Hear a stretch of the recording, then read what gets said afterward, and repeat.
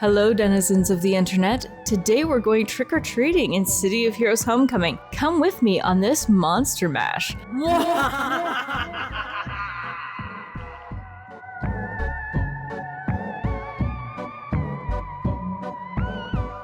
Welcome to Halloween 2025. It's currently October at the time of filming and about a week before the Canadian Thanksgiving. Everyone has their favorite holidays and Halloween is one of mine. I love the dark and spooky aspect of events like this. The City of Heroes Homecoming Halloween event typically runs from the first weekend of October till the first Tuesday of November, which is about when the servers update. Updates are typically posted on the City of Heroes Homecoming Discord, as well as the forums if you need to see what's going on. So to kick off this event, how about we change up our look a little bit? This is not mandatory, but it is encouraged to dress up for trick-or-treating and for the season. Now, before when the servers were a paid service, which we all refer to as when it was live, a lot of the costume pieces that you can access in the character creator were not available at the time, and you had to either unlock them by playing the event, or you had to get the recipes from the auction house or the black market if you're a villain. Now, most of my characters have a costume, which involves typically a witch hat, sometimes a mask, as well as a cape. If I have wings on a character, I'll just have to switch it up with just the witch hat on, because you can't really combine a cape and wings. As you start the game, you have several costume slots, and as you play the game, you can unlock more as you go along, by getting missions at the face makers or at the tailors. Now that we're dressed up, it's time to go trick-or-treating. Trick-or-treating involves walking up to a building that you can't normally go into during normal gameplay in a zone that is set for your current level. You just walk up and click on the door. You'll either get a set of monsters as a trick, which are fun on their own because they're always going to be monsters of some sort, or a treat, which involves a temporary costume, such as a mob character or Halloween salvage, to get items and costumes from the Halloween vendors. The event salvage you can collect are the following: Back Alley Brawler's gloves, Stateman's mask, Lord Recluse's helmet, or Hamadon costume. Collect one of each and visit either Granny Bedlam on the villain side, Anna on the hero side, or Acantha for the Praetorians to unlock an extra costume slot. As for the treats, you can collect temporary costumes that pop up as a power bubble to dress like your favorite mobs like Freeze Show, Carlax, Carnival, Banished Pantheon, and more. Lastly, as a treat, you have the chance of collecting rocks. Sometimes you just get a rock, but that's okay because they make a good distraction tactic. It was a little nod to Charlie Brown by one of the devs.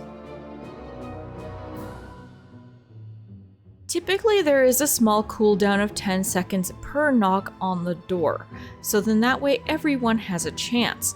A door that the player knocks on, you won't be able to knock on that same door again for about 5 minutes. So find an alleyway or a hotel, grab some friends, or join a trick-or-treat league and keep knocking on those doors. If you're not trick-or-treating solo, here's a few tips and tricks for trick-or-treaters joining a league.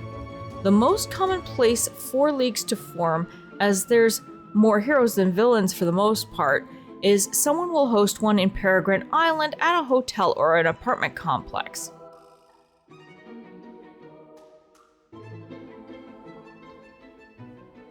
As my character Zombie on Everlasting, in previous years I used to use Callisti Wharf as a great spot for villains and heroes to join up without having to go rogue, and an apartment complex for trick-or-treating for a league. This year is likely to be a little bit different as Callisti Wharf has changed quite a bit with new mobs. Pardon me while I take care of some of these zombies that are rising up from the ground. I will talk about more of those in a minute.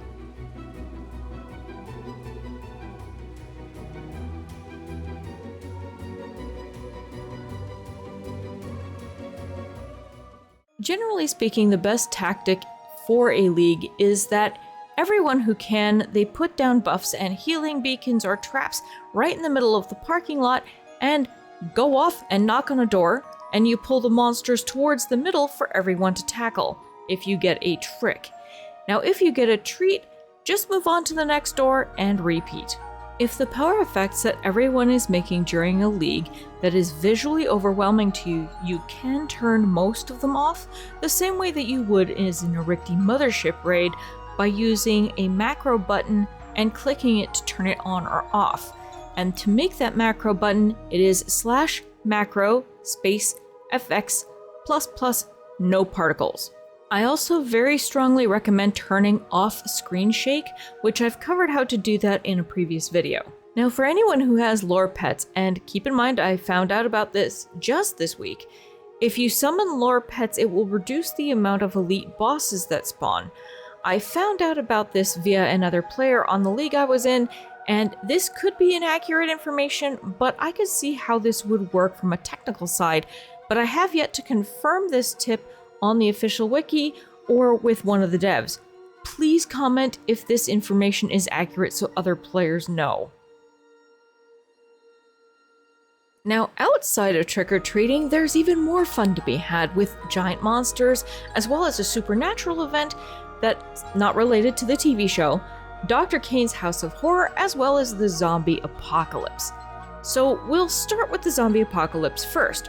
Essentially, it sounds exactly like what's going to happen.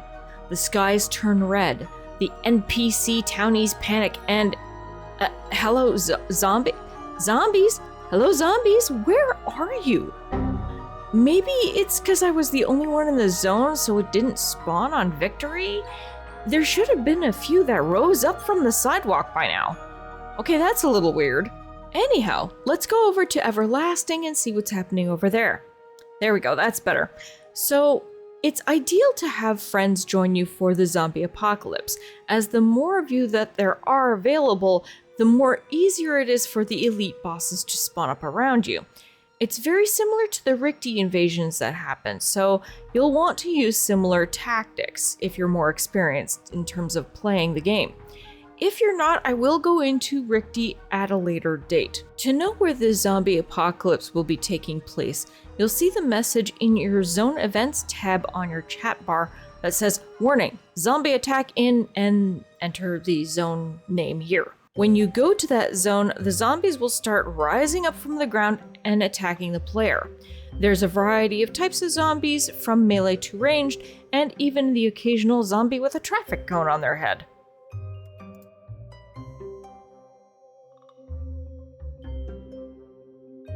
As for the elite boss zombies, they kinda look like they're an 80s rock band reject, and they're really hard to take down, much like most elite bosses are.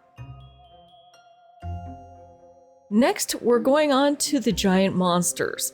There's two that spawn randomly on their own without players having to spawn them by going after Red Caps and Kroatoa. You have Eochai and Jack of Irons.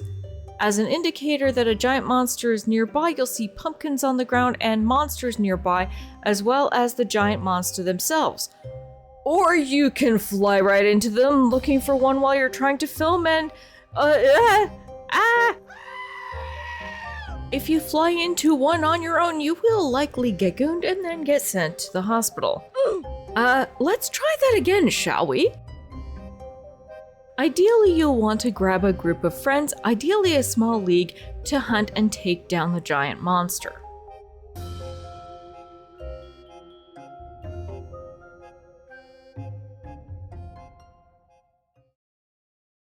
Now on to the supernatural event called the Deadly Apocalypse. In the Zone Event channel, you'll see a notice that says, "Warning, supernatural activity detected in, enter zone here." There will be 4 spots on the map that pop up with 4 different colors: blue, red, green, and purple. In your navigation bar, there will be an indicator of all 4 with a timer bar that says banner vulnerability. It's kind of a bit like capture the flag, sort of. As you get close to the banner, there will be monsters that pop up that you have to take down. You have to defeat a certain amount of monsters before the banner itself will become vulnerable so you can attack it. To get to the end, your team will have to defeat all 4 banners within 16 minutes from when it pops up in the zone, so a league will be mandatory for this event. Once all 4 banners have been destroyed, a giant monster representing one of the horrors depicted on the banners will pop up, and you have to take them down by coordinating with the League. The giant monster that will pop up will be one of the following: Adam Master, Caleb, Eochai, Kraken, or Jurassic. Once the giant monster is down, you can get some buffs, merits, and all sorts of other goodies that you would normally get for taking down a really big boss.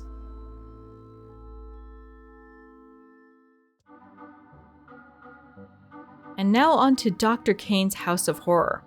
It's a trial that's similar to a strike force that I've gone over in my Death from Below video, except this time it takes exactly 4 players to do so, and you must be at level 15 or higher to play, but higher leveled players will be bumped down to level 29. Dr. Kane is known for his eccentric behavior, and he's turned his house into a haunted house this year and invited people to partake in the fun.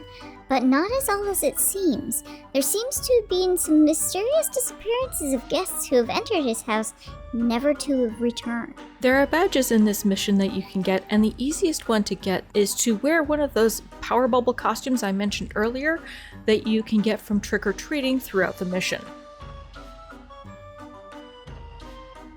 You can sit for a minute and listen to the barker at the front of the house and all the fun things that they have to say, then come up to the front of the line and talk to the doorman named Mr. Mortuary, and they'll tell you all about what's going on inside the house. They talk about all of the disappearances and that you should see if you can find any of the missing people inside the house. They also ask you not to leave any stains on the carpet. Thrill seekers line up for their turn to be terrified, but the smell of blood hangs in the stale air.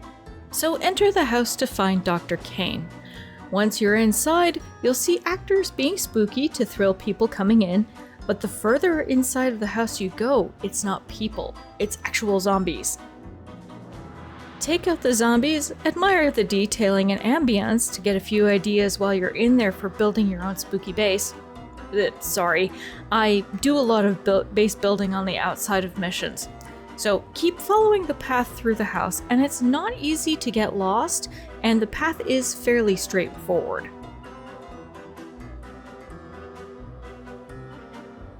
But of course, like in all good horror cliches, Dr. Kane is in the basement working on his latest victim.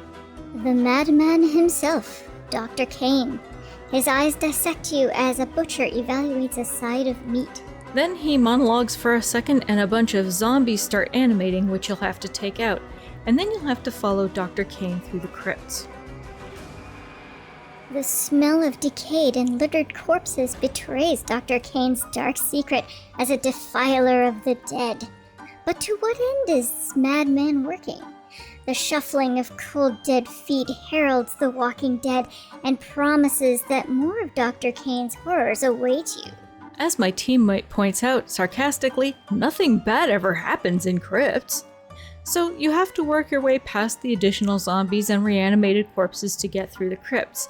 Again, the pathway is fairly straightforward and there's really no side paths to speak of to get lost in.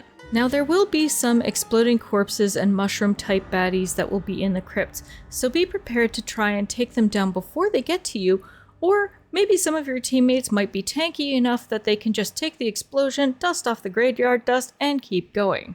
At the end room of the crypts, you'll find Dr. Kane welcomes you to his underground lair and has experiment number 9 waiting for us that he animates that you have to take them down.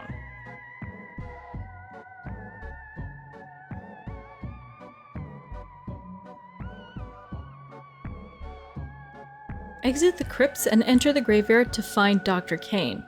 Other than the missions that are part of the Mott story arc, this is one of my favorite scenes. It's really quite pretty and I love these lanterns and trees. And again, in all mad scientist cliches, Dr. Kane starts monologuing. That's far enough. Into the web stumbles the prey. And now for a little surprise. Meet my greatest work, the Abomination.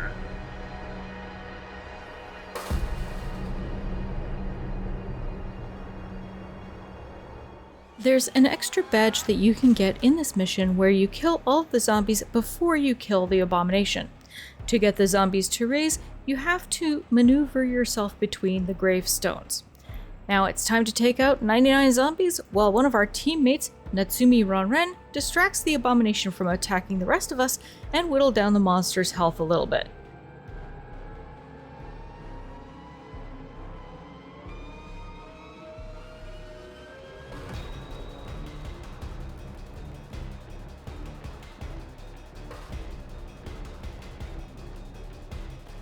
If you're not in the immediate range of the abomination, you don't have to worry about the red text popping up on the screen. That's the tank's job to tackle while you're working on the zombies. Once the 99 zombies are taken down, move in to help the player who is distracting the abomination to take down the final boss.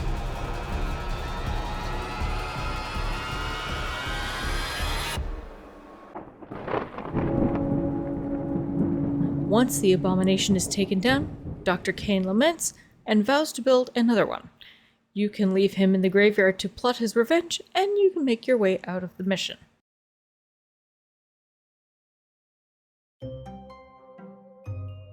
I hope you had fun on this spooktacular video, and I hope that you join City of Heroes Homecoming for the fun. There's more player-run events such as haunted houses, clubs, and organized monster hunts that you can join in on. But until next time, happy Halloween, and I'll see you all later in the next video. Bye for now.